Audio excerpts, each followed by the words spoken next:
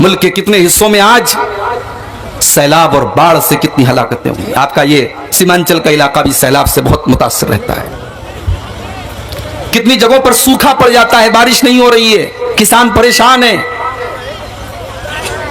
ये मुसीबतें क्यों आती हैं मेरे भाई, ये परेशानियां क्यों आती हैं? अल्लाह ताला ने इस आयत में उसका जवाब दिया है। ज़हर अल फसाद फिल बर्रि वल बहरी बिमा कसबत अयदिन नास। जमीन के अंदर, आसमान के अंदर, खुश्की के अंदर, तरी के अंदर, कायनात के चप्पे चप्पे में जहां पर भी तुमको फसाद नजर आए, बिगाड़ नजर आए, तबाही नजर आए, बर्बादी नजर आए, फबिमा कसबत अयदिन नास, तो ऐ इंसानों उस पर तुम गौर करो, विचार विमर्श करो।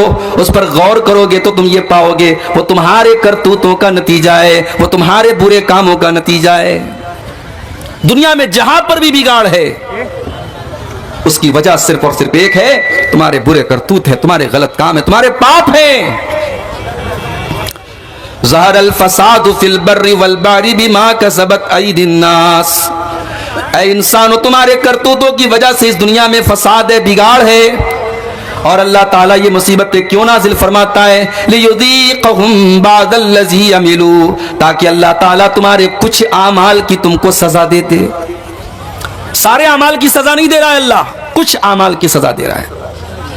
सारे आमाल की अगर वो सजा दे देगा, रुए जमीन पर कोई सांस लेने वाला बाकी न बचेगा।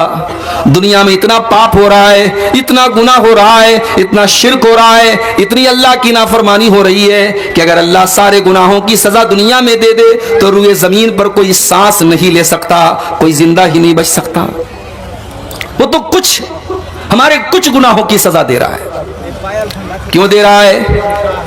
लियुज़ीक़हुम बादल्लज़ी अमिलू, हम तुम्हारे कुछ करतूतों की सजा इसलिए दे रहे हैं लअल्लहुम यरजिऊन, ऐ मेरे बंदो, ताकि तुम अल्लाह की बारगाह में रुजू कर लो, तुम अल्लाह से तौबा कर लो, तुम अल्लाह से माफी मांग लो, तुम अल्लाह की बारगाह में गिड़गिड़ा लो, तुम अल्लाह की बारगाह में आकर के माफी मांग लो। मगर आप गौर कीजिए मेरे भाई, कोरोना की मुसीबत आई, एक एक मोहल्ले से, एक एक गांव से 20-20 जनाजे निकले। रमजान का महीना था, कितने शहरों में और कितने मोहल्लों में हमने देखा मस्जिदों से ऐलान हो रहा है, एक ऐलान खत्म हुआ दूसरा शुरू, दूसरा खत्म हुआ तीसरा शुरू। ये दौर भी हमने देखा। वो औरतें जो कभी चेहरा नहीं ढांकती थी, उन्हें भी अपने चेहरे को छिपाना पड़ा, उन्हें भी मास्क लगाना पड़ा। हवाई जहाज पर वो एयर होस्टेस जिसको अपने शरीर को नंगा रखने के लिए पैसा दिया जाता है, तनख्वाह दी जाती है, उस एयर होस्टेस को भी इस बीमारी ने सर से पैर तक नकाब में, उसको आप नकाब कहिए, उसको आप मास्क कहिए, उसको आप जो है सुरक्षा कवच कह लीजिए, कुछ भी कह लीजिए, उसको अपने शरीर को ढांपना पड़ा। हमने ये दौर भी देखा मेरे भाई। मुसलमान मस्जिद में नहीं जाता था, नमाज नहीं पढ़ता था। बहुत होता था लोग जुमा की नमाज में मस्जिद में आ जाते थे, लोग ईद बकरीद की नमाज में ईदगाह में आ जाते थे। कोरोना ने वो दौर भी हमको दिखाया कि अल्लाह ताला ने ऐसे हालात पैदा कर दिए कि मस्जिदों के दरवाजे बंद हो गए, मस्जिदों के दरवाजे बंद हो गए। तुम नहीं आते ना मस्जिद में, मत आओ। अब मस्जिद में तुम आ नहीं सकते, मस्जिद के दरवाजे तुम्हारे लिए बंद हो गए, तो चाह करके भी तुम मस्जिद में नहीं आ सकते। कोरोना के इस दौर में हमने ईद की नमाज अपने घर में अदा की जो कभी नहीं कर सकते थे। तरावी की नमाज मैंने अपने घर पर अपने परिवार को पढ़ाई।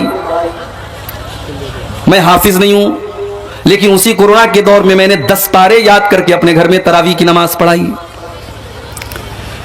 मेरी मां का आखिरी रमजान था, अल्लाह ने यह तौफीक भी मुझको बख्शी कि आखिरी रमजान की तरावी की नमाजें मेरी मां ने मेरे पीछे पढ़ी, जो जिंदगी में कभी पॉसिबल नहीं था। कोरोना ने हमको वो हालात भी दिखाए मेरे भाई, लेकिन हालात जैसे ही नॉर्मल हुए, हम और आप अपने पुराने ढर्रे पर लौट आए, हम अल्लाह की नाफरमानियों में लग गए मेरे भाई। जिना के अड्डे आबाद हो गए।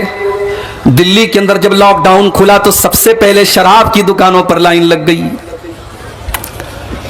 गौर करो कि आज का इंसान इतनी बड़ी बड़ी मुसीबतों को देखने के बाद भी ये इंसान कितना कठोर हो चुका है, कितना संग दिल हो चुका है, इसका दिल कितना पत्थर हो चुका है कि ये अल्लाह की तरफ रुजू नहीं करना चाहता, ये अल्लाह की तरफ लौटना नहीं चाहता, ये तौबा करना नहीं चाहता, ये अपने पापों को छोड़ना नहीं चाहता। मेरे प्यारे साथियों, कुरान का पहला पारा उठाओ। अल्लाह ने यहूदियों का तज़किरा करते हुए फरमाया, तुम्मा क़सत क़ुलूबुकुम मिन बादि ज़ालिका फ़हिय कल हिजारति औ अशद्दु क़स्वा। ऐ यहूदियों, तुमने अल्लाह की इतनी नाफरमानी की, तुमने इतने पाप किए, तुमने इतने गुनाह किए कि तुम्हारे दिल तो पत्थरों से भी ज्यादा कठोर हो गए, तुम्हारे दिल तो पत्थरों से भी ज्यादा सख्त हो गए। व इन्न मिनल हिजारति लमा यतफज्जरु मिनहुल अनहार, इसलिए कि पत्थर तो कुछ ऐसे भी होते हैं कि पत्थर के अंदर से पानी रिस रिस करके बहने लगता है। व इन्न मिनहा लमा यशक्ककु फयखरुजु मिनहुल मा, पत्थर तो कुछ ऐसे भी होते हैं कि जब पत्थर के ऊपर बार बार पानी पड़ता है तो पत्थर के अंदर भी सुराख हो जाता है और पत्थर से पानी बहने लगता है। व इन्न मिनहा लमा यहबितु मिन खशियतिल्लाह, पत्थर तो कुछ ऐसे भी होते हैं जो अल्लाह के खौफ से झुक जाते हैं, नरम पड़ जाते हैं। मगर यहूदियों, तुम तो इतने सख्त दिल हो चुके हो कि तुम्हारे दिल तो उन पत्थरों से भी ज्यादा गए गुजरे हैं। अल्लाह ने तो यहूदियों के बारे में कहा था। आज यहूदियों की जगह हम और आप अपने आप को रख करके सोचें, हमारे दिल भी मेरे भाइयों पत्थरों से भी ज्यादा सख्त हो गए। रोजाना जलसे हो रहे हैं। नवंबर दिसंबर का महीना आपके सीमांचल में जलसों का महीना है। आज इस गांव में तकरीरें, कल उस गांव में तकरीरें, परसों फला गांव में तकरीरें, 20-20 तकरीरें हम सुन रहे हैं। लेकिन बेनमाजी आज भी बेनमाजी है, सिगरेट पीने वाला आज भी सिगरेट का आदी है, शराब पीने वाला आज भी शराब का आदी है, हराम खाने वाला आज भी हराम खोर है। क्यों मेरे भाई? इसलिए कि गुनाह करते करते, पाप करते करते हमारे दिलों के ऊपर अल्लाह ने मुहर लगा दी है। अल्लाह के प्यारे नबी फरमाते हैं, इन्नल अब्द इज़ा अख्ता खतियतन, जब बंदा कोई गुनाह का काम करता है, जब बंदा कोई पाप करता है, नुकितत फी क़ल्बिही नुक्ततुन सौदा, तो अल्लाह ताला उसके दिल के ऊपर एक काले रंग का धब्बा डाल देता है, एक ब्लैक कलर का, एक काले रंग का पॉइंट और धब्बा उसके दिल के ऊपर डाल दिया जाता है। अगर बंदा तौबा कर लेता है, वो धब्बा मिटा दिया जाता है। लेकिन अगर बंदा बार बार उसी गुनाह को करता है, बार बार अल्लाह को नाराज करता है, बार बार वो गलत काम करता है, तो वो काले रंग के धब्बे उसके दिल के ऊपर बढ़ते चले जाते हैं। हत्ता तालुवा कल्बहू, यहां तक के पूरा दिल, पूरा का पूरा दिल काला हो जाता है। और जब दिल काला हो जाता है, अल्लाह के प्यारे नबी फरमाते हैं, फज़ालिका रानो, तो दिल के ऊपर एक गिलाफ चढ़ जाता है, एक पर्दा चढ़ जाता है। और इसी पर्दे का जिक्र अल्लाह ने कुरान में किया, कल्ला बल राना अला कुलूबिहिम मा कानू यक्सिबून, मेरे बंदो तुम्हारे करतूतों की वजह से, तुम्हारे गलत कामों की वजह से तुम्हारे दिलों के ऊपर पर्दा पड़ चुका है। आप तो खुशनसीब हैं, शायद आपको अंदाजा ना हो। जब आप ये कहते हैं ना कि हम अहले हदीस हैं, तो ये कोई मजाक नहीं है मेरे भाई। अल्लाह ने आपको बहुत सारी गंदगियों से बचाया है। उत्तर प्रदेश में आओ, बनारस से 200 किलोमीटर की दूर पर एक दरगाह है, नाम है कचौछा शरीफ। हर जुमेरात को औरतें जाकर के सजदा कर रही हैं वहां पर। और आगे बढ़ो, लखनऊ के करीब देवा शरीफ, रंडी का नाच होता है वहां देवा शरीफ के उर्स के मौके पर। और आगे बढ़ो, दिल्ली में निजामुद्दीन की दरगाह, वहां पर लोग सजदे कर रहे हैं। और आगे बढ़ो, राजस्थान में अजमेर है, मस्जिद बगल में है, अल्लाह के दर पे सजदा करने वाले नहीं हैं, मगर ख्वाजा मोइनुद्दीन चिश्ती अजमेरी की कब्र पर लाखों लोग सजदा कर रहे हैं। आज का मुसलमान शिर्क कर रहा है, उसके बाद कहता है कि मुझे जूते क्यों पड़ रहे। तुझे जूते, तुझे अल्लाह ताला ने जिस चीज का तुझे जिम्मेदार बनाया था, ला इलाहा इल्लल्लाह, तूने उस ला इलाहा इल्लल्लाह की को खत्म कर डाला। तूने इतना शिर्क किया है और अल्लाह को छोड़ करके गैरों के दर पर तूने अपनी पेशानी को इतना जलील किया है कि अल्लाह ताला अगर चाहे तो तुझे सब हस्ती से मिटा दे। कल रात में मेरा प्रोग्राम था यूपी के अंदर, लखनऊ के करीब में एक जगह राय बरेली। मुझे वहां के नौजवानों ने दावत दी, कहा शेख साहब हमारे यहाँ बिल्कुल अहले हदीस नहीं है, 2-4-5 घर के लोग हैं, आप आइए। पूरा इलाका कब्र परस्तों का इलाका है। मोहब्बत रसूल के मौजू पर वहां मेरी तकरीर हुई। बड़ा अच्छा कस्बा है यूपी का राय बरेली, बड़ी तरक्की में है वहां के मुसलमान। मुसलमान तो हैं, वो कौन से मुसलमान हैं? अल्लाह को छोड़ करके गैरों के दर पे सर झुकाने वाले। दीपावली का त्योहार आया, हमारे कितने मुसलमान गैर मुस्लिमों को मुबारकबाद भी दे रहे थे और बड़े बड़े बैनर लगा रहे थे। इसी बिहार में सीवान में एक जगह मैंने देखा, बैनर लगा था, कोई मुसलमान दुकानदार अपने गैर मुस्लिम भाइयों को दिवाली की मुबारकबाद दे रहा था और बैनर पे लिखा था, मां लक्ष्मी आप पर कृपा करे। यानी मुसलमान को यह भी पता नहीं है कि तौहीद का मतलब क्या है और शिर्क का मतलब क्या है, और कौन सी चीज ऐसी है जो उसकी तौहीद को बर्बाद कर देती है। कुछ बेशरम मुसलमान हैं, कहते हैं अरे हम तो बिस्मिल्लाह पढ़ के सब खा लेते हैं। गैरुल्लाह के नाम पर कोई मुर्गा ज़बा किया गया, गैरुल्लाह के नाम पर बकरा ज़बा किया गया, गैरुल्लाह के दर पे चढ़ाई गई मिठाई आई, ये बेशरम बिस्मिल्लाह पढ़ के खा लेता है। कल को सुअर का गोश्त तेरे सामने आएगा तो बिस्मिल्लाह पढ़ के खा लेगा। कल को शराब तेरे सामने पेश की जाएगी तो बिस्मिल्लाह पढ़ के पी लेगा। जितनी हराम शराब है और जितना हराम सुअर का गोश्त है, उतना ही हराम एक मुसलमान के लिए वो चीज है मेरे भाइयों जिस चीज पर गैरुल्लाह का नाम दिया गया। नहीं जानते हमारे मुसलमान भाई। आजकल बड़ा मीडिया में एक मामला चल रहा है, दिल्ली के अंदर एक मुसलमान लड़के ने गैर मुस्लिम लड़की के साथ लिव इन रिलेशनशिप में रहते थे। अब यह भी चल रहा है समाज में, शादी के बगैर लड़का लड़की रह रहे, समाज को कोई एतराज नहीं है, समाज उसको बर्दाश्त कर रहा है। यह नया भारत है, यह आधुनिक भारत है, यह मॉडर्न भारत है। मेरा इस्लाम तो यह कहता है तुम निकाह कर रहे हो, तुम शादी कर रहे हो। मौलवी साहब भी आ गए, उन्होंने निकाह भी पढ़ा दिया, लेकिन आपका मकसद घर बसाना नहीं है, आपका मकसद सिर्फ अपनी शहवत को पूरी करना है। तो कुरान कहता है कि ऐसा निकाह करना जायज नहीं है।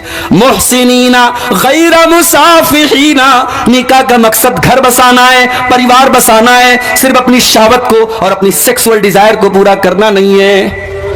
भाई इंसान और जानवर में कुछ तो फर्क होना चाहिए। यानी इस्लाम इस बात की भी इजाजत नहीं देता कि आप निकाह करें इस मकसद के तहत कि हम सिर्फ अपनी ख्वाहिश पूरी करें। नहीं, आपको घर बसाना है, आपको बीवी का हक अदा करना है। वो इस्लाम जो निकाह के मामले में इतनी पाबंदी लगाता है, क्या वो इस्लाम इस बात की इजाजत दे देगा कि लड़का लड़की बगैर शादी के लिव इन रिलेशनशिप में रहें? खुली हुई ज़िनाकारी है। और आफ्ताब नाम का वो लड़का श्रद्धा नाम की एक लड़की के साथ रहता था। सवाल यह नहीं है कि श्रद्धा के घर वालों को इतराज था कि नहीं था, सवाल यह है कि आफ्ताब के घर वालों को इतराज क्यों नहीं था। समाज की यह दोगली तस्वीर भी हमें खत्म करनी पड़ेगी मेरे भाई। हमने लड़कियों पर पाबंदियां लगाई, लड़कों के लिए सब माफ है। स्टेज से तकरीरें होती हैं, लड़कियां मेकअप ना करें, लड़कियां खुशबू ना लगाएं, लड़कियां नकाब में रहें, लड़कियां पर्दे में रहें, और लड़का रात रात भर घर से गायब रहे, उसके ऊपर कोई कानून नहीं है। इस्लाम के अंदर कोई वन वे ट्रैफिक नहीं है मेरे भाई। अगर इस्लाम एक लड़की को यह हुक्म देता है, एक औरत को हुक्म देता है कि वो पर्दे में रहे, वो बेहयाई ना करे, वो ज़िनाकारी का कोई काम ना करे, तो इस्लाम एक मर्द को भी हुक्म देता है कि वो अपनी निगाहों को नीचे रखे, वो ज़िना के करीब न जाए। वला तक़रबुज़्ज़िना इन्नहु काना फ़ाहिशतन व साअ सबीला। ऐ मुसलमानों, तुम ज़िना के करीब भी न जाना, वो बड़ा ही बुरा रास्ता है, बड़ा ही बुरा काम है। और जानते हो, मैं अभी कटिहार से आपके गांव में आ रहा था, रास्ते में कहीं ब्रिज बन रहा था, ब्रिज के ऊपर रास्ता अभी बना नहीं है, तो ब्रिज के शुरुआत में सरकार ने, गवर्नमेंट ने एक बड़ा सा बोर्ड लगा दिया जिस पर क्रॉस का निशान बना दिया कि ये रास्ता जाने का नहीं, इस पर मत जाना। इसलिए कि अगर वो निशान नहीं लगेगा, हो सकता है रात का टाइम है, ड्राइवर को पता ना हो, वो ब्रिज पर गाड़ी चला दे और आगे जाकर के एक्सीडेंट हो जाए। इस्लाम ने अगर ये कहा कि जिना का रास्ता खराब रास्ता है, तो इस्लाम ने इस रास्ते पर जगह जगह बोर्ड भी लगाए हैं मेरे भाई। घर में देवर भी रहता है, भाभी भी रहती है, इस्लाम ने यह हुक्म दिया। अल्लाह के नबी ने फरमाया, इय्याकुम वद्दुखूल अलन निसा, जो औरतें तुम्हारे लिए गैर महरम है, जो तुम्हारी माँ नहीं है, जो तुम्हारी बहन नहीं है, जो तुम्हारी बेटी नहीं है, जो तुम्हारी बहू नहीं है, उन औरतों के पास तुम न जाया करो, उनके पास तुम तन्हाई में न जाया करो, उनके साथ तुम अकेले में न रहा करो। नबी ने एक लफ्ज कह दिया, जीजा को मना कर दिया गया वो साली को बाइक पर बिठा के सैर न कराए, देवर को मना कर दिया गया वो भाभी के साथ बाइक पर न बैठे, वो अकेले कमरे में भाभी के साथ न बैठे। ये तो हमारे इंडिया का कल्चर है। भाभी मां समान होती है, इस्लाम की नजर में भाभी मां समान नहीं होती है। इस्लाम की नजर में भाई के मरने के बाद छोटा भाई अपनी भाभी से शादी भी कर सकता है, भाई के तलाक के बाद शादी कर सकता है। वो आपके लिए गैर महरम है, महरम नहीं है वो आपके लिए, पर्दा है आपका, उससे लिमिट होनी चाहिए आपके और उसके बीच में। इस्लाम ने ज़िनाकारी के रास्ते में मेरे भाइयों बड़े बड़े बोर्ड लगा दिए। खाला का लड़का और खाला की लड़की आपस में गैर महरम में, खाला की लड़की अपने खालाजाद भाई से लिमिट में रहे, हद में रहे, उससे पर्दा करे। फूफी की लड़की, चाचा की लड़की, बड़े अब्बू की लड़की, ये तमाम के तमाम रिश्ते गैर महरम है। आज हमारे समाज में इन रिश्तों को कोई गैर महरम नहीं समझता। घर में औरतें, चाचा का लड़का घर में आता है, औरतें उससे कोई पर्दा नहीं करती, आराम से उसके सामने जैसे चाहे वैसे बैठ जाती हैं। इस्लाम ने यह कह करके बस नहीं कर दिया कि जिना के करीब मत जाओ। इस्लाम ने जिना के रास्ते में जहां जहां इंसान जिना के रास्ते पे जा सकता है, इस्लाम ने बड़े बड़े बोर्ड लगा दिए। आप हैरत करेंगे मेरे भाइयों, मेरी मां और बहनों, अल्लाह ताला ने कुरान में यहां तक बताया कि औरत दुपट्टा कैसे पहनेगी। भाई कुरान अल्लाह की किताब है, कुरान अल्लाह की किताब है। इस किताब में अल्लाह ताला ने यहां तक हमको सिखाया है कि औरत दुपट्टा कैसे ओढ़ेगी घर के अंदर, अपने ससुर के सामने, अपने जेठ के सामने, अपने देवर के सामने, अपने भाई के सामने, अपने रिश्तेदारों के सामने वो दुपट्टा कैसे पहनेगी घर के अंदर। घर के बाहर तो नकाब में रहेगी। फरमाया वल यज़रिबना बिखुमुरिहिन्ना अला जुयूबिहिन्ना, ऐ मुसलमान औरतों तुम अपने दुपट्टों को अपने सीने पर रखा करो। दुपट्टा कंधे पर रखने के लिए नहीं है, दुपट्टा गले में डालने के लिए नहीं है, अपने दुपट्टों को अपने सीने पर, अपने गरेबान पर रखो। ये नहीं कि चलो हमारा भाई तो है, हमारे ससुर है तो क्या हो गया। मुसलमान औरत का दुपट्टा उसके गरेबान पर होना चाहिए। यहां तक बताया अल्लाह ने कुरान में कि अगर एक औरत को किसी गैर महरम मर्द से अगर बात करने की जरूरत पड़ जाए तो बात कैसे करेगी। अल्लाह ने फरमाया कुरान के 22वें पारे में, फला तखज़ाना बिल क़ौलि फ़यतमअल्लज़ी फ़ी क़ल्बिही मरज़ुन वक़ुलना क़ौलन मारूफ़ा। ऐ मुसलमान औरतों, जब तुम्हें किसी गैर मर्द से बात करने की नौबत आ जाए और बात करने की जरूरत पड़ जाए तो तुम अपनी आवाज में नरमी पैदा न करो, अपनी आवाज में लचक न पैदा करो, तुम अपनी आवाज में कड़क अंदाज पैदा करो, तुम सख्ती के साथ बात करो। सामने वाले को ये न लगे ये मुझको लाइन दे रही है, सामने वाले को ये न लगे कि ये मुझे सिग्नल दे रही है। सामने वाले की उम्मीदों को तोड़ दो, तुम सख्ती से बात करो, तुम नरमी से बात न करो। आजकल ये भी चल रहा है, फेसबुक वाली दीनी बहन, लड़की ने पोस्ट डाली, कोई कुरान की आयत लिखी, लड़कों की लाइन लग गई, माशाअल्लाह सुभान अल्लाह। क्या है साहब, अरे ये हमारी दीनी बहन है। अब ये दीनी बहन जो रहती है फिर वो फेसबुक के मैसेंजर पर आती है, फिर वहां पे चैटिंग होती है, फिर चैटिंग के बाद मुलाकात होती है। ये ज़िनाकारी तक पहुंचाने वाले रास्ते हैं मेरे प्यारे साथियों। इस्लाम ने इन रास्तों को बंद किया है। आपकी कोई दीनी वीनी बहन नहीं है। वैसे तो सारे इंसान आपस में एक दूसरे के भाई हैं, सब आदम की औलाद है, सब हव्वा की औलाद है। आपकी बहन सिर्फ आपकी सगी बहन है जो आपकी मां के पेट से पैदा हुई है, या आपकी रजाई बहन है जिसने आपके साथ दूध में जो शरीक हुई है। जिस औरत का दूध आपने पिया है उस लड़की ने भी पिया, वो आपकी बहन है और आपकी सगी बहन है। बाकी दुनिया में कोई बहन नहीं है आपकी। उससे आपको पर्दा, उस लड़की को आपसे पर्दा करना है और आपको उससे दूर रहना है। तो आफताब ने और श्रद्धा ने लिव इन रिलेशनशिप में वो जिंदगी गुजार रहे थे। अब क्या मामला हुआ अल्लाह आलम। मीडिया में खबर, आप मीडिया को तो मसाला मिलना चाहिए साहब। मुसलमान लड़के का नाम मुसलमान है, लड़की का हिंदू है, इतना काफी है मीडिया के लिए। उसने 28 टुकड़े किए थे अपनी महबूबा के, उसकी लाश के 28 टुकड़े किए थे और उसको फ्रीज में रखा था। अब मीडिया वालों को नफरत फैलाने का एक मौका मिल गया कि मुसलमान तो ऐसे होते हैं। मेरे भाइयों, ये हालात क्यों हैं? इश्क और मोहब्बत के नाम पर आप अपनी पूरी कम्युनिटी और पूरी कौम को तबाही के गड्ढे की तरफ क्यों डाल रहे हैं? इस्लाम में कोई इश्क नहीं है, इस्लाम में मोहब्बत है। और ये मोहब्बत भी कौन सी मोहब्बत है? जो निकाह के बाद होती है। इस्लाम में निकाह के बाद मोहब्बत होती है, मोहब्बत के बाद निकाह नहीं होता। इस्लाम में लव मैरिज नहीं है।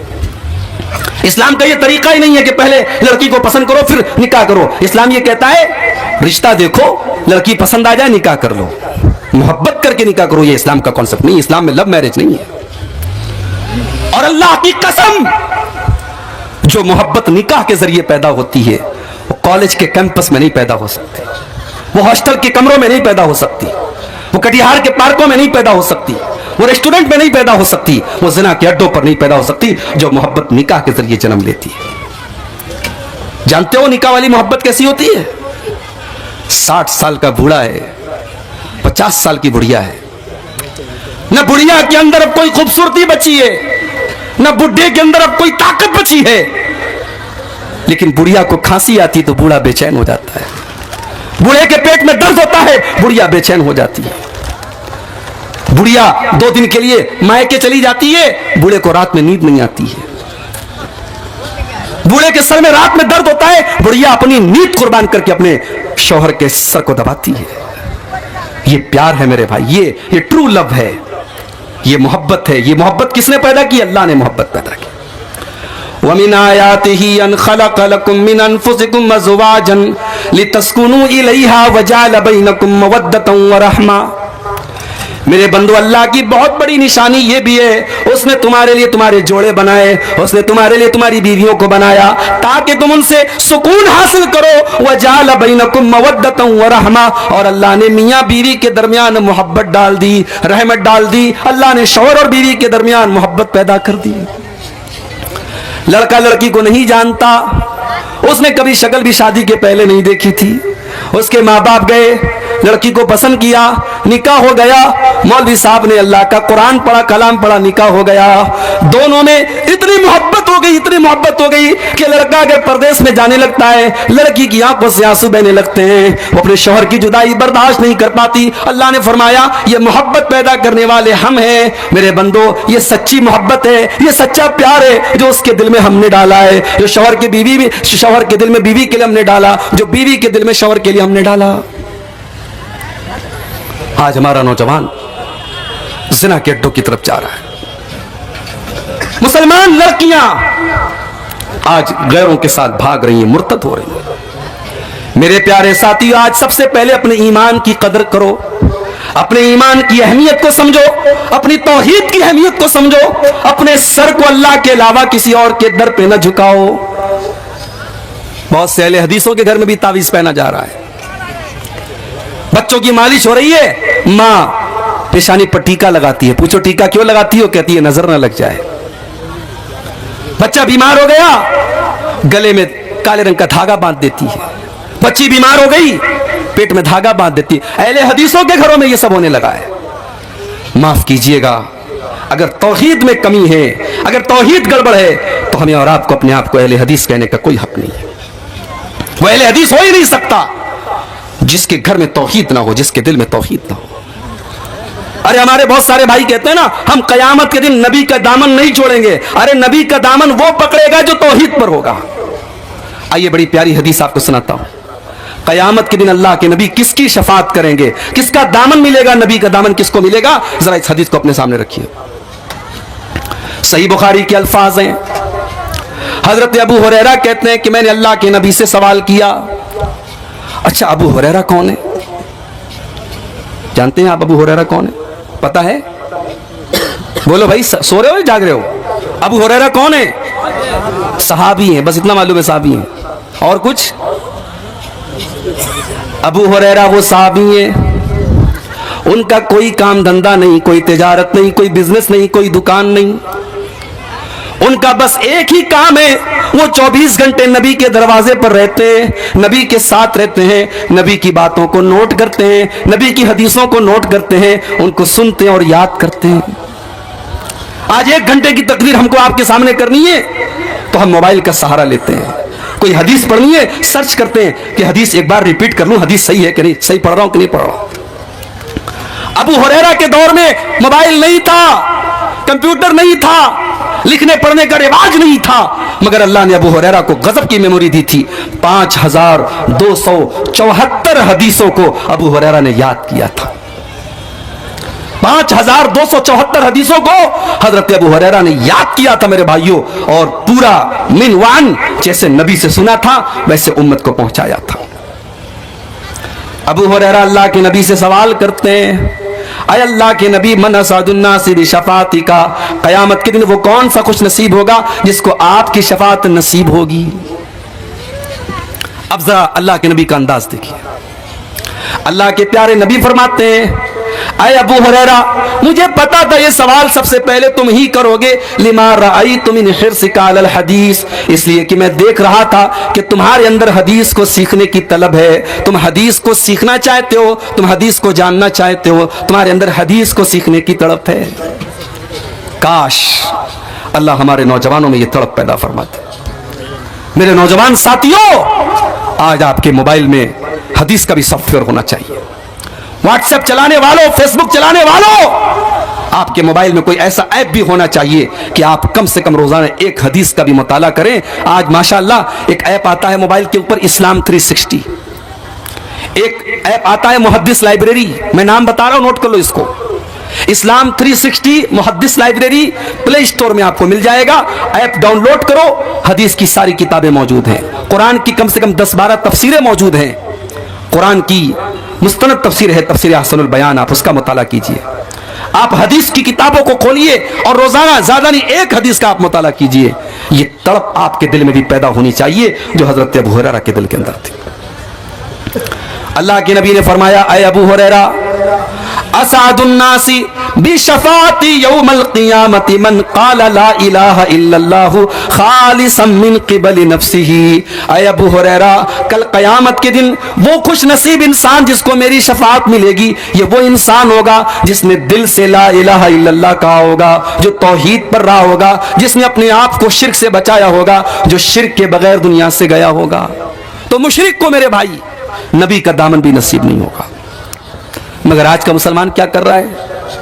करे गैर गर्बुत की पूजा तो काफिर, करे गैर गर्बुत की पूजा तो काफिर, कवाकिब में माने करिश्मा तो काफिर, झुके आग पर बहरे सजदा तो काफिर, जो ठहराए बेटा खुदा का तो काफिर, मगर मोमिनों पर कुशादा है राहें, परस्तिश करे शौक से जिसकी चाहे, नबी को जो चाहे खुदा कर दिखाए, इमामों का रुतबा नबी से बढ़ाए, मज़ारों पे जा जा के नजरें चढ़ाए, शहीदों से जा जा के मांगे दुआएं, न तौहीद में कुछ फर्क इससे आवे, न इस्लाम बिगड़े न ईमान जावे।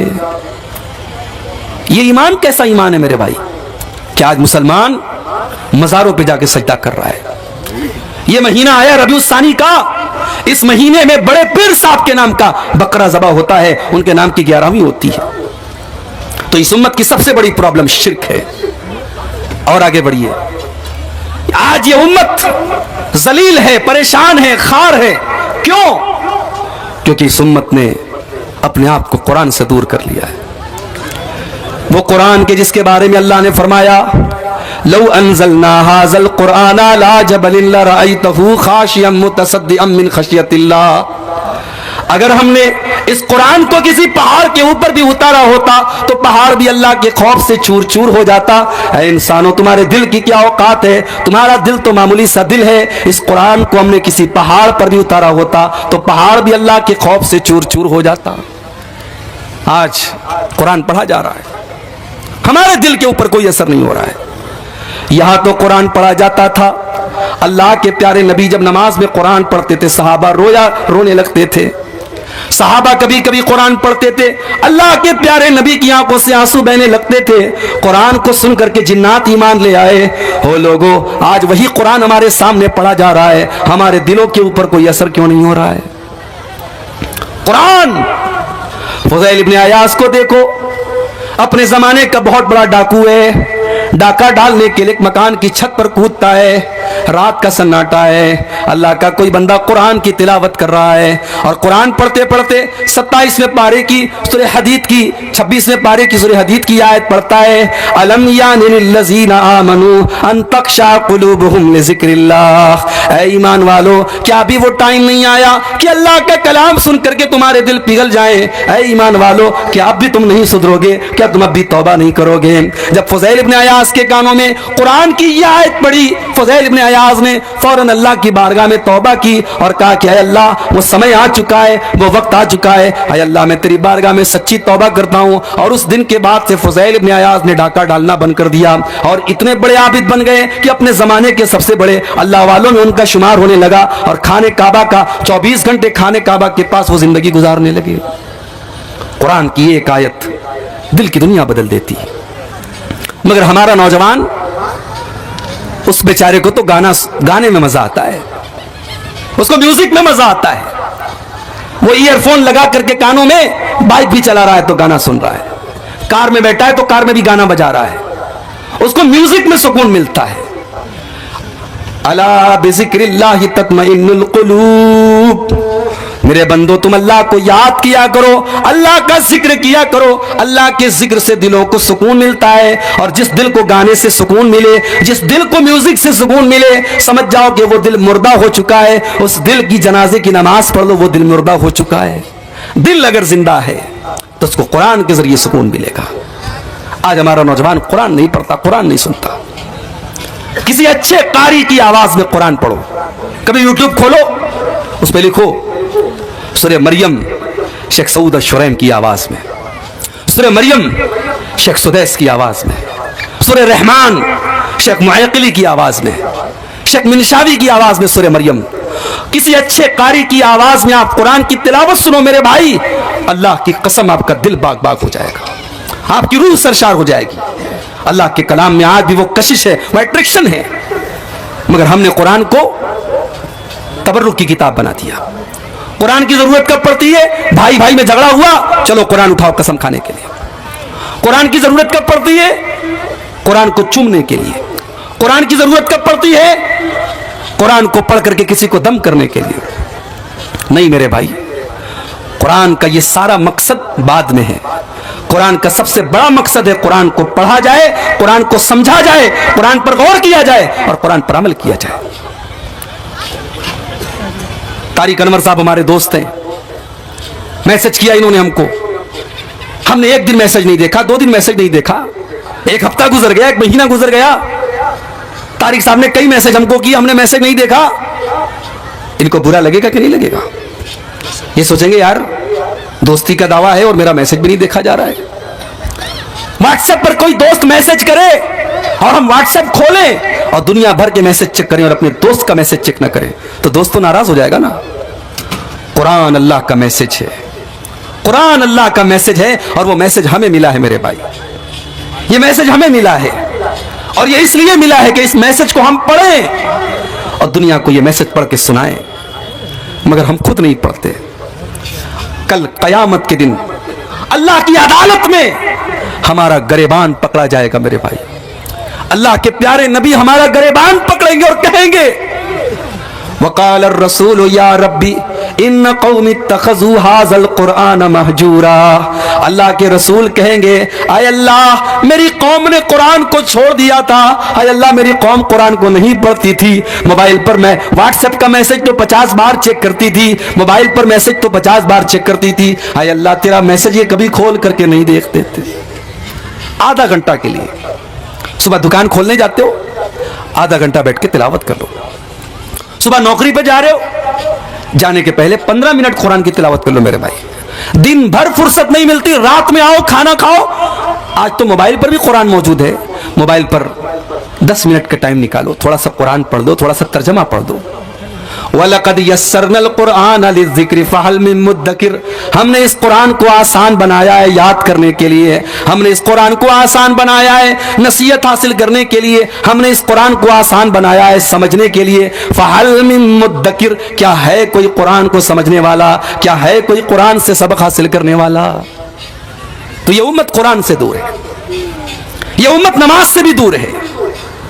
मस्जिद के लिए जलसा हो रहा है, मस्जिद बन भी जाएगी इंशाअल्लाह।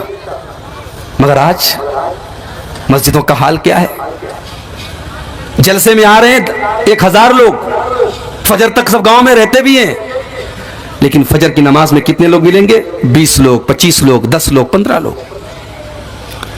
हय्या अलस सलाह की आवाज आ रही है, मुसलमान का कारोबार नहीं बंद हो रहा है। सऊदी अरब में बहुत कुछ बदल रहा है, मगर एक चीज नहीं बदली है वहां अब भी। लोगों को सऊदी अरब की बुराइयां नजर आती है। बुराइयां कहां नहीं है मेरे भाई, दुनिया बदल रही है, सऊदी अरब भी बदल रहा है, मगर एक चीज आज भी सऊदी अरब के अंदर है। आज से 5 साल पहले जब मुझे सऊदी अरब जाने का मौका मिला 2017 में, मदीना के अंदर मस्जिद नबी से वॉकिंग डिस्टेंस पर, थोड़ी दूर पर एक दुकान पर मैं नकाब खरीद रहा था। मेरी अहलिया ने फोन किया था, नकाब लेना है, नकाब ले रहा था मैं। नकाब मैं पसंद भी कर चुका था, रेट भी तय हो चुका था। मस्जिद नबी से के लाउड स्पीकर से अजान की आवाज आने लगी, अल्लाह अकबर अल्लाह अकबर, अजान की आवाज आने लगी। दुकानदार ने फौरन कहा, भाई साहब नमाज के बाद आइए। मैंने कहा यार 5 मिनट का काम है, नकाब पसंद हो चुका है, पैसा ले देता हूं मैं, सौदा तय हो चुका है, ले लो। कहा उसने कहा नहीं, अजान हो गई है, अब मैं सौदा नहीं कर सकता, अब कोई ट्रांजैक्शन नहीं कर सकता, अजान हो चुकी है, अब आप जाइए नमाज पढ़ के आइए, मैं मिलूंगा आपको। ये अल्लाह की कसम मेरा दिल बाग बाग हो गया। मुझे लगा कि इस्लाम अभी जिंदा है, ईमान अभी जिंदा है। यही होना चाहिए मेरे भाई।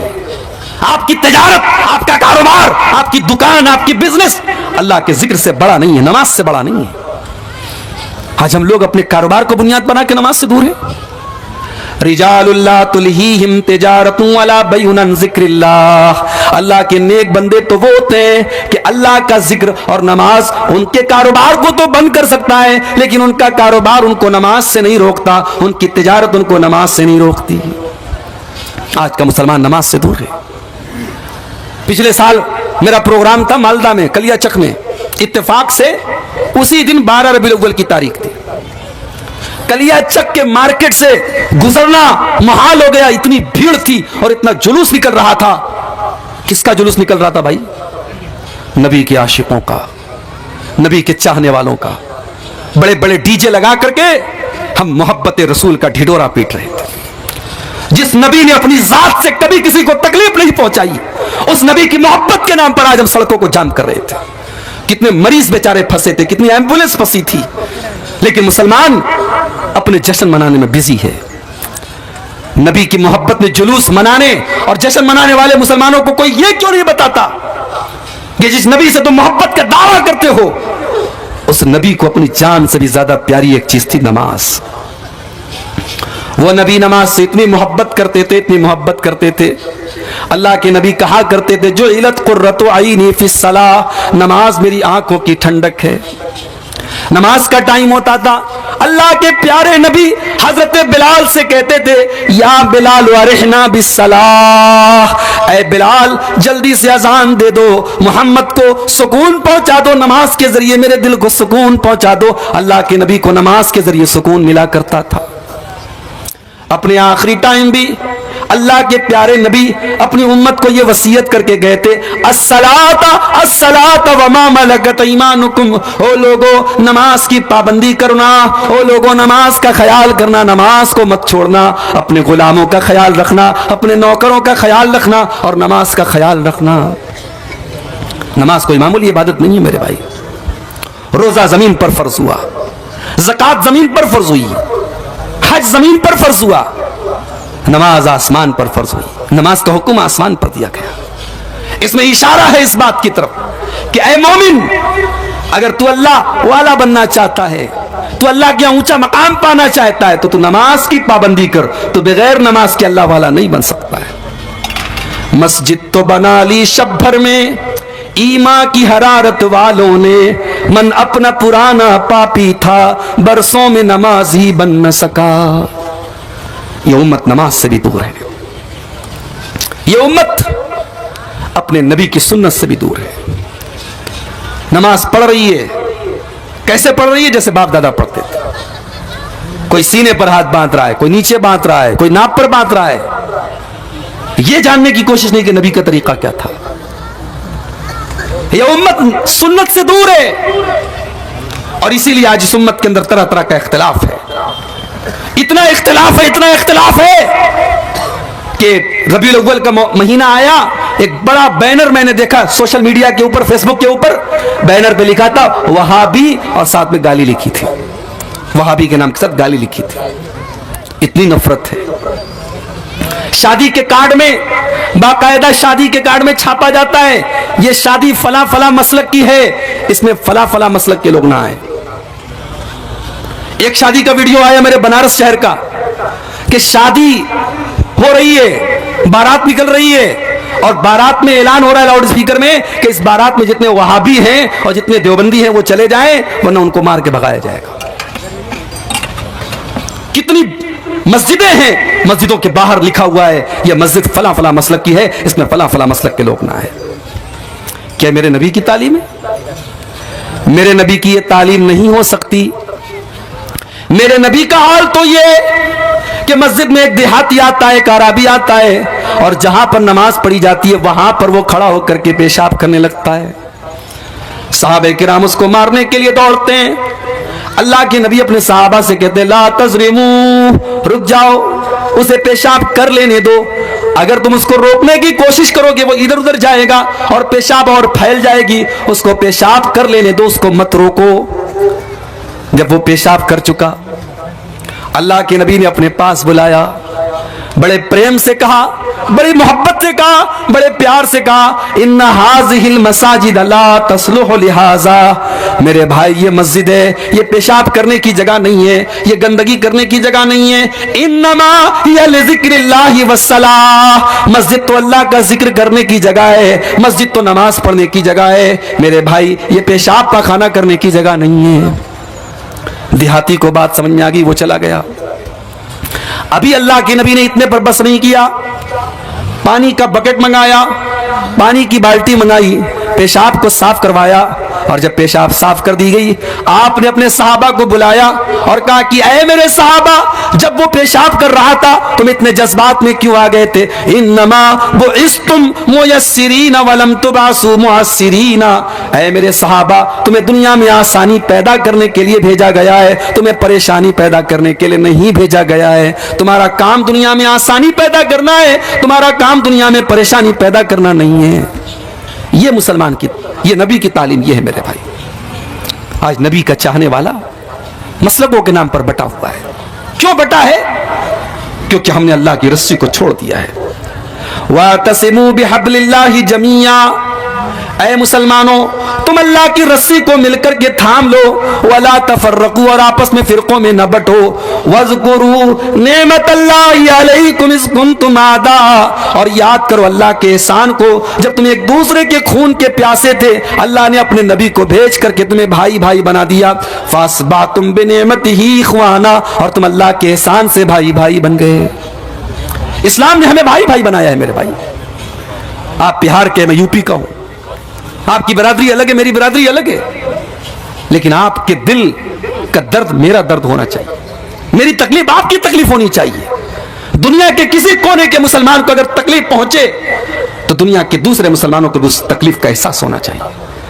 अल्लाह के प्यारे नबी फरमाते हैं मसलुल मोमिनीना फी तवाद्दिहिम व तातुफिहिम व तराहुमिहिम कमसलिल जसदिल वाहिद। ऐ मुसलमानों, तुम एक दूसरे के इतने हमदर्द बनो, इतनी मोहब्बत करो एक दूसरे से। कमसलिल जसदिल वाहिद, जैसे इंसान का शरीर होता है, इज़िश्तका मिन्हु उज़्वुन तदालहु साइरुल जसद बिस्सारि वल हुम्मा। अगर बदन के अंदर कहीं पर भी तकलीफ होती है पूरा बदन बेचैन हो जाता है, पूरा शरीर बेचैन हो जाता है। ऐ मुसलमानों, तुम एक दूसरे के इतने हमदर्द बनो, इतनी मोहब्बत करने वाले बनो। आज हमारी सफों में इत्तेहाद नहीं है, नफरत करते हैं लोग एक दूसरे से, एक दूसरे को काफिर समझते हैं। एक मसलक का मुसलमान इंतकाल कर गया, दूसरे मसलक के मुसलमान ने जनाजे की नमाज पढ़ा दी, फतवा आ गया कि जितने लोगों ने जनाजे की नमाज पढ़ी है सबका निकाह टूट गया। मीडिया में खबर आ गई, मीडिया ने मजाक उड़ाया हमारा। आज मीडिया वालों को भी पता चल चुका है मुसलमानों में कितने फिरके हैं, कितना इख्तिलाफ है। अल्लाह के वास्ते होश के नाखून लो। आज एक मसलक का मुसलमान गिरफ्तार होता है, उसको फंसाया जाता है, उसके खिलाफ साजिश की जाती है। दूसरे मसलक का मुसलमान फेसबुक पर ताली बजाता है, मिठाई बांटने की बात करता है। क्यों साहब? क्या आप ये समझ रहे हैं कि दुश्मन का टारगेट सिर्फ एक मसलक है? नहीं, दुश्मन का टारगेट मुसलमान है। आज एक मसलक की बारी आई है, कल दूसरे की बारी आएगी। नंबर सबका आएगा अगर हमने होश के नाखून नहीं लिए। इत्तेहाद पैदा करो, यूनिटी पैदा करो मेरे भाई। छोटी छोटी कम्युनिटी है इस मुल्क में। जैन मजहब के मानने वाले थोड़े से हैं, सिख मजहब के मानने वाले थोड़े से हैं। आज बड़े बड़े गुरुद्वारे चल रहे हैं, हजारों लाखों लोगों को लंगर में खाना दिया जा रहा है। कभी आपने सुना कि किसी गुरुद्वारे में कोई घपला हुआ, कोई केस हुआ, कोई कोर्ट कचहरी में गया? मस्जिदों में केस चल रहा है, मदरसों में केस चल रहा है। क्यों? हम चोर हो चुके हैं, हम बेईमान हो चुके हैं, हम फ्रॉड हो चुके हैं। मस्जिदों के नाम पे चोरी हो रही है, मदरसों के नाम पे चोरी हो रही है, यतीम का माल नाजायज तरीके से खाया जा रहा है, बेवा के नाम पर आई रकम खाई जा रही है। ये उम्मत ऐसे ही परेशान नहीं है मेरे भाई, बड़े मसले हैं इस उम्मत के। हमने क्या समझा? दाढ़ी रख ली, नमाजी हो गए, माथे पर सज्जे का निशान है, दीनदार हो गए। बहुत अच्छी बात है, नमाज बहुत जरूरी है, दाढ़ी भी बहुत जरूरी है, सज्जे का निशान है, बहुत अच्छी बात है। मगर माफ कीजिए, ये सारी चीजें काफी नहीं है। आपका अखलाक कैसा है, आपका बिहेवियर कैसा है? पड़ोसी को तकलीफ तो नहीं पहुंचा रहे आप? अल्लाह के प्यारे नबी अल्लाह की कसम खा करके 3 बार अल्लाह की कसम खा करके कहते हैं, वल्लाहि ला युमिन, वल्लाहि ला युमिन, वल्लाहि ला युमिन। अल्लाह की कसम, वो मोमिन नहीं, वो मोमिन नहीं, वो मोमिन नहीं। पूछा गया कौन है अल्लाह के नबी? आपने फरमाया, मल्ला या मन जारुहु बवाइकहु, जिसका पड़ोसी उससे महफूज ना हो, उससे सुरक्षित ना हो, जो पड़ोसी को तकलीफ पहुंचाता हो। अखलाक आपका अच्छा नहीं है तो आप अल्लाह के बच नहीं सकते। कयामत का दिन होगा, अल्लाह के तराजू पर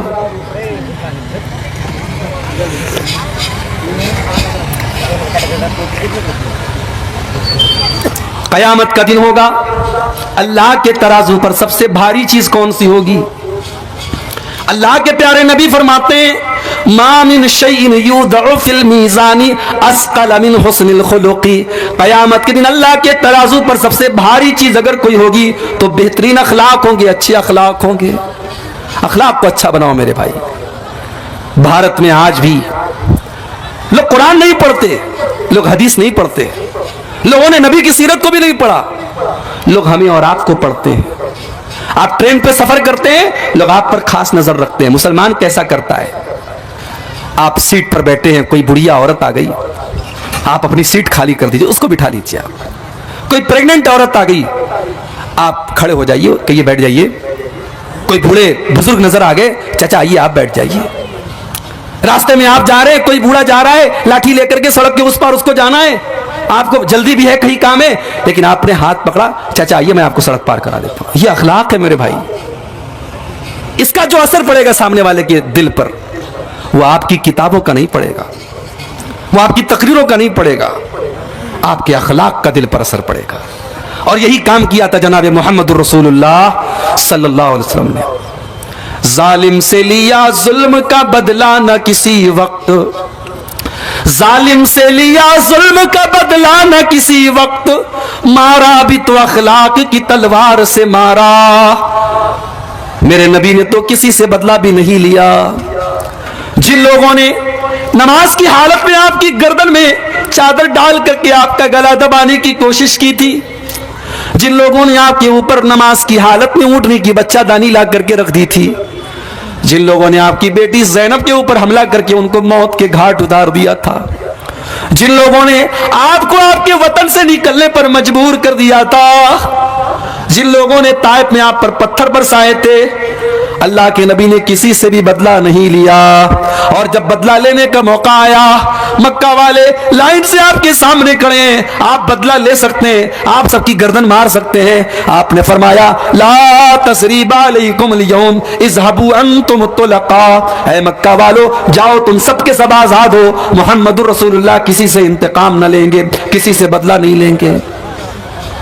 आज अखलाक से हम दूर हैं मेरे भाई। आज हमारा अखलाक अपने पड़ोसी के साथ कैसा है, अपने बच्चों के साथ हमारा अखलाक कैसा है, अपनी बीवी के साथ हमारा अखलाक कैसा है। जानते हो, इंसान के अखलाक की परीक्षा होती है उसके घर में। इंसान जमाने के लिए अच्छा हो, अपने घर वालों के लिए अगर अच्छा नहीं है तो वो अच्छा नहीं है। इसीलिए अल्लाह के प्यारे नबी फरमाते हैं, खैरुकुम लिअहलिही व अना खैरुकुम लिअहली।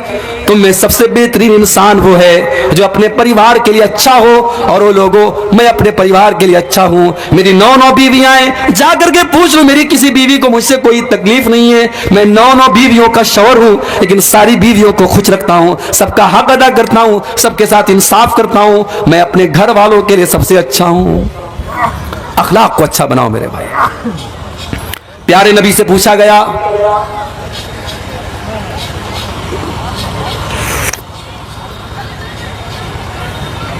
अल्लाह के प्यारे नबी से पूछा गया, अरे अल्लाह के नबी, जन्नत में कौन सी चीज सबसे ज्यादा लेकर के जाएगी? अल्लाह के प्यारे नबी ने फरमाया, हुस्नुल खुलुकी, अच्छा अखलाक अपने अंदर पैदा कर लो।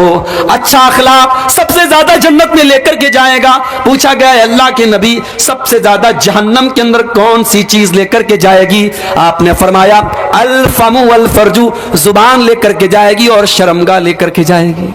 जुबान की हिफाजत करो, गाली ना दो, इससे किसी को की ग़ीबत ना करो, किसी की चुगली ना करो, किसी पर बहतान ना लगाओ, और शर्मगाह की हिफाजत करो। जुबान और शर्मगाह, ये 2 चीजें इंसान को जहन्नम में लेकर के जाएंगी। आज ये उम्मत अखलाक से भी दूर है। इस उम्मत का नौजवान आज मुख्तलिफ बुराइयों में पड़ा हुआ है। इस नौजवान को पता ही नहीं कि उसकी जवानी की क्या अहमियत है। बेचारा नमाज नहीं पढ़ता है, क्या सोचता है, अरे जब बूढ़े हो जाएंगे डंडा लेके चलने लगेंगे, लाठी लेके चलने लगेंगे, नमाज भी पढ़ने लगेंगे। मेरे प्यारे साथियों, क्या गारंटी है इस बात की? आपके 50 साल के होने तक आप जिंदा रहेंगे, इस बात की क्या गारंटी है? इलाहाबाद की सरजमीन है, यूपी के अंदर। 1 साल पहले मेरा प्रोग्राम था।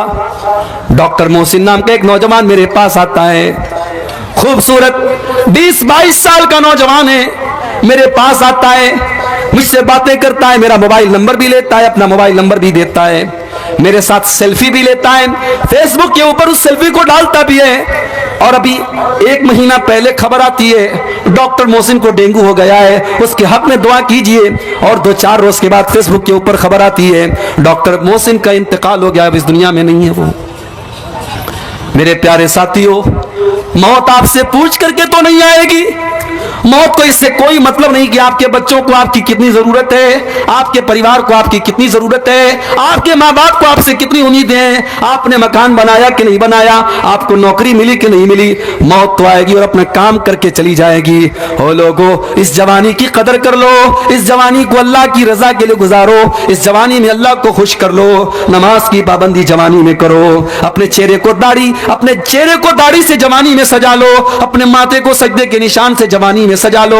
अल्लाह के प्यारे नबी फरमाते हैं, इग़तनिम खमसन क़ब्ल खमसिन, ओ लोगों 5 चीजों की कदर करो, 5 चीजों की वैल्यू को समझो, 5 चीजों के आने के पहले। शबाबक क़ब्ल हरमिक, अपनी जवानी की कदर करो अपने बुढ़ापे के आने के पहले। व सेहतक क़ब्ल सकमिक, अपनी तंदुरुस्ती की कदर करो अपने बीमार होने के पहले। व गिनाक क़ब्ल फ़क़रिक, अपनी दौलत की कदर करो गरीब होने के पहले। व फरागक क़ब्ल शुग़लिक, अपने टाइम की कदर करो इसके पहले कि तुम बिजी हो जाओ। वह हयातक क़ब्ल मौतिक, और अपनी जिंदगी की कदर करो इसके पहले कि तुमको मौत आ जाए। कदर करो अपनी जवानी की। जवानी का सजदा, जवानी की इबादत अल्लाह को बहुत पसंद है। कल कयामत का दिन होगा, अल्लाह की बारगाह में कोई भी गर्मी से बचने वाला नहीं होगा। सूरज 1 मील की दूरी पर होगा। अल्लाह ताला अपने कुछ खुशनसीब बंदों को अपने अर्श का साया देगा। उन खुशनसीब बंदों में मेरे नौजवान साथियों आप भी रहेंगे। शर्त क्या है? शर्त बस एक है, वह शाबुन नशा फी इबादतिल्लाह, वो नौजवान जिसने अपनी जवानी को मनमाने तरीके से नहीं गुजारा होगा, जिसने अपनी जवानी में अल्लाह की इबादत की होगी, जिसने जवानी में नमाज की पाबंदी की होगी, जिसने जवानी को मस्तानी नहीं बनाया होगा, जिसने जवानी को जिनाकारी से बचाया होगा, जिसने जवानी में अपने आप को शराब से बचाया होगा, जिसने जवानी में अपने आप को नशे से बचाया होगा, जिसने जवानी में अपने आप को इश्क और मोहब्बत के चक्कर से बचाया होगा, उस नौजवान लड़की और लड़के को अल्लाह ताला कयामत के दिन अपने अर्श का साया देगा, जिसने अपनी जवानी की हिफाजत की होगी। और आखिरी बात, इस उम्मत की प्रॉब्लम की एक बहुत बड़ी वजह यह भी है मेरे भाई, इस उम्मत की औरतों का बिगाड़। मेरी माओ बहनों, आपको यह समझना पड़ेगा कि आपकी जिम्मेदारी मर्दों से ज्यादा है। एक लड़का अगर बिगड़ा तो एक इंसान बिगड़ा, एक औरत अगर गलत रास्ते पर गई तो एक पूरा परिवार गलत रास्ते पर जाएगा। औरत मां भी है, औरत बहन भी है, औरत बेटी भी है, औरत बीवी भी है। इसीलिए औरत की तरबियत पर खास तौर से शरीयत ने तवज्जो दी है। अगर औरत मां है, इस्लाम ये कहता है उसके कदमों के नीचे जन्नत है। औरत अगर बेटी है, अल्लाह के नबी कहते उसकी परवरिश करो, तुम जन्नत में चले जाओगे। औरत अगर बीवी है, अल्लाह के नबी फरमाते तुम्हें सुकून पहुंचाती है। ओ मेरी प्यारी माँ बहनों, ज्यादा कुछ नहीं करना है, बस 4 काम कर लो, कामयाब हो जाओगी। सिर्फ 4 काम कर लो। औरत को 4 काम कर ले, कामयाब है वो। अय्युम अमरातिन सल्लत खमसहा व सामत शारहा व अतात ज़ौजहा व अहसनत फरजहा। जो औरत 5 टाइम की नमाज की पाबंदी करे। मेरी प्यारी माओ बहनों, आज कितनी औरतें जो नमाज की पाबंदी नहीं करती हैं, और जब उनसे कहा जाता है तुम नमाज क्यों नहीं पढ़ती हो, कहती हैं मौली साहब छोटा बच्चा है, पेशाब कर देता है, कपड़े पाक नहीं रहते, कपड़े साफ नहीं रहते। हो मेरी प्यारी माओ बहनों, क्या हजरत फातिमा ने बच्चे नहीं पाले थे? क्या हजरत खदीजा ने बच्चे नहीं पाले थे? क्या सहाबियात ने बच्चे नहीं पाले थे? उस जमाने में तो पैम्पर भी नहीं था, उस जमाने में तो इतनी तरक्की भी नहीं थी। आज तो अल्लाह ताला ने बहुत आसानियों से आपको नवाजा है। नमाज छोड़ने के बहाने तलाश न करो। अय्युम अमरातिन सल्लत खमसहा, जो औरत 5 टाइम की नमाज की पाबंदी करे, वह सामत शारहा, और रमजान का रोजा रखे, वह अतात ज़ौजहा, और शादी के बाद अपने शौहर की इताअत करे। शौहर की इताअत करे, शौहर की सही बात माने, गलत बात नहीं मानना है, सही बात और शौहर की माने। वह आसनत फरजहा, और चौथा काम यह करे कि अपनी आबरू की हिफाजत करे। जानते हो, कपड़ा जितना सफेद होता है उस पर मैल उतना जल्दी चढ़ता है। जैसे ये कपड़ा मैं पहने हूं, ये हरे कलर का कपड़ा है, मैला भी हो जाएगा पता नहीं चलेगा। ये व्हाइट होता बहुत जल्दी मैला हो जाता है। औरत का कैरेक्टर भी सफेद कपड़े की तरह है। एक मामूली सा गलत काम उसके कैरेक्टर को दागदार बना सकता है। अल्लाह के नबी ने फरमाया वह अहसनत फरजहा, जो औरत अपनी आबरू की हिफाजत करे, अपनी शर्मगाह की हिफाजत करे।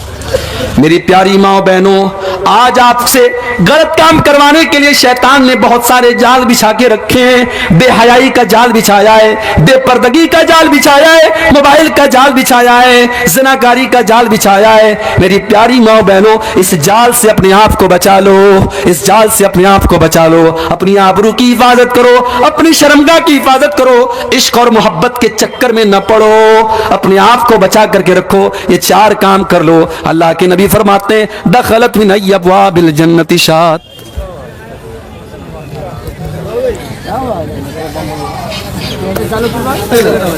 क्या कलेक्शन तैयार है? अब मुझे करना आता नहीं है भाई।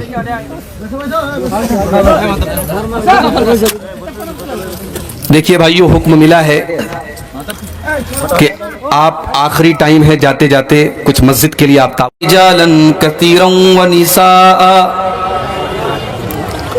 वत्तकुल्लाहल्लज़ी तसाअलून बिही वल अरहाम इन्नल्लाहा काना अलैकुम रक़ीबा।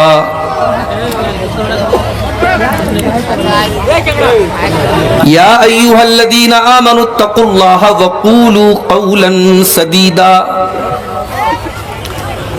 युस्लिह लकुम आमालकुम व यग़फिर लकुम ज़ुनूबकुम व मन युतिइल्लाह व रसूलहु फ़क़द फ़ाज़ फ़ौज़न अज़ीमा। अम्मा बअदु फ़इन्न ख़ैरल हदीस किताबुल्लाह व ख़ैरल हदी हदी मुहम्मदिन सल्लल्लाहु अलैहि वसल्लम व शर्रल उमूरि मुहदसातुहा व कुल्ल मुहदसतिन बिदअह व कुल्ल बिदअतिन ज़लालह व कुल्ल ज़लालतिन फिन्नार।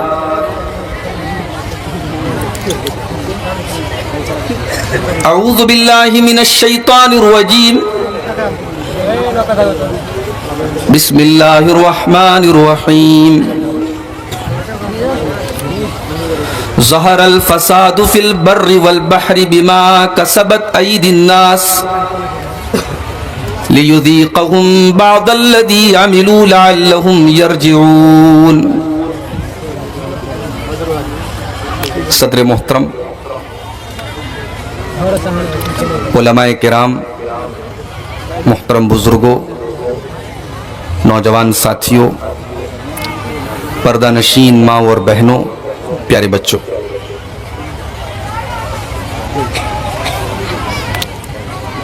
रात के तकरीबन 12:30 बज रहे हैं। सर्दियों का मौसम है। बहुत सारे लोग काफ़ी दूर दराज से भी आए हैं। मुनासिब तो ये था कि ये वक्त प्रोग्राम के ख़त्म होने का था, लेकिन चूँकि मस्जिद की तामीर के लिए आज का ये जलसा उसकी तामीर और तरक्की के लिए मुनक्किद हुआ है और शेख मुनीरुद्दीन साहब मस्जिद के लिए चंदा कर रहे थे, लोग दिल खोल करके हिस्सा ले रहे थे, मुझे भी बड़ा अच्छा लग रहा था। अभी जो लोग मौजूद हैं और अभी तक उन्होंने इस कार्य खैर में हिस्सा नहीं लिया है, मैं अपनी तरफ से भी उनसे गुजारिश करूंगा। तकरीरें तो आप सुनते रहेंगे, असल मकसद आज के प्रोग्राम का अल्लाह के घर की तामीर है मेरे भाई, और इस काम से बड़ा कोई काम नहीं है। आप जो भी कर सकते हो इस मस्जिद के लिए आप दिल खोल करके ताउन करें, और मैं अल्लाह से दुआ करता हूँ अल्लाह ताला आपके ताउन को कबूल फरमाए, आपके माल में बरकत दे, और जो भी आपने इखलास के साथ आज इस मस्जिद के लिए दिया है अल्लाह उसका अज्र आपको क़यामत के दिन अता फरमाए, आमीन। हमारे दाहिनी तरफ बहुत सारे, दाएं बाएं दोनों तरफ मीडिया चैनल वालों ने अपने अपने कैमरे और स्टैंड लगाए हैं। मैं बड़े अदब के साथ अपने इन भाइयों से कहना चाहूँगा, मैं आपकी वजह से अब सीमांचल के जलसों में सोच रहा हूँ कि आना बंद कर दूँ, इसलिए कि रोज़ाना मेरे पास कुछ चैनल वालों के थंबनेल के फ़ोटोज़ आते हैं और सिर्फ व्यू के लिए कि लोग हमारे चैनल को ज़्यादा देखें, इस मकसद के लिए इतनी बेहुदा तस्वीरें मेरे फ़ोटो के साथ लगाई जा रही हैं और उल्टे सीधे टॉपिक, जिस टॉपिक पर मैंने बात नहीं की है वो टॉपिक लगा करके यूट्यूब के ऊपर डाल रहे हैं। मेरे भाइयों, आप यकीन कीजिए, अगर इस तरीके से 2-4 पैसे आप कमा भी ले तो वो कमाई आपकी हराम की होगी। आप तकरीर को रिकॉर्ड कर रहे हैं, अल्लाह के दीन की बातों को रिकॉर्ड कर रहे हैं, उसमें आप मिलावट मत कीजिए। सही जिस उन्वान पर बात कही गई है उस उन्वान पर आप तकरीरों को अपलोड कीजिए, और थंबनेल, अपने व्यू के लिए आप थंबनेल के साथ कोई ऐसा काम मत कीजिए जो गलत है। कानूनी कार्रवाई भी की जा सकती है, मैं कर सकता हूं, मैं अभी तक अवॉइड कर रहा हूं, मगर कुछ चैनल वाले सुधर नहीं रहे हैं। मैं अभी अदब से कह रहा हूं, एहतराम से कह रहा हूं, मोहब्बत से कह रहा हूं, अल्लाह के वास्ते आप लोग बाज आ जाएं, वरना आगे मुझे इस इलाके में प्रोग्राम देने के पहले ये शर्त लगानी पड़ेगी कि किसी चैनल वाले को आप आने मत दीजिए। इसलिए कि अभी आप देखिए कि हमारी जमात के बड़े मुकर्रिर, नामवर मुकर्रिर मौलाना जर्जीस साहब के ऊपर जो मुसीबतें आई हैं उसमें भी इन चैनल वालों का बहुत बड़ा दखल है। उन्होंने जो बात कही नहीं है उस चीज़ को भी उनकी तरफ मंसूब किया गया और उनके नाम से थंबनेल वगैरह बनाए गए। मेरे भाइयों, आपकी एक छोटी सी गलती किसी आलिम की, किसी मुकर्रिर की ज़िंदगी बर्बाद कर सकती है, आप ऐसा काम मत कीजिए। खुतबे मसनूना के बाद मैंने आपके सामने कुरान मजीद की सूरह रूम की आयत नंबर 41, आयत नंबर 41 पढ़ी है। इस आयत में अल्लाह ताला ने दुनिया में जहां पर भी कोई मुसीबत है, कोई संकट है, कोई परेशानी है, कोई फसाद है, कोई बिगाड़ है, उसकी वजह क्या है, क्यों है दुनिया में बिगाड़। अभी कोरोना से हम निकले नहीं थे कि आज मुल्क के कितने हिस्सों में डेंगू फैला हुआ है। इंसान बीमार होता है, डॉक्टर के यहां जाता है, जांच आती है, प्लेटलेट कम हो गया, 1.5 लाख होना चाहिए 50,000 हो गया, अगले दिन 25,000 हो गया, प्लेटलेट खत्म, आदमी खत्म। एक मच्छर इंसान को मौत के घाट उतार दे रहा है मेरे भाई।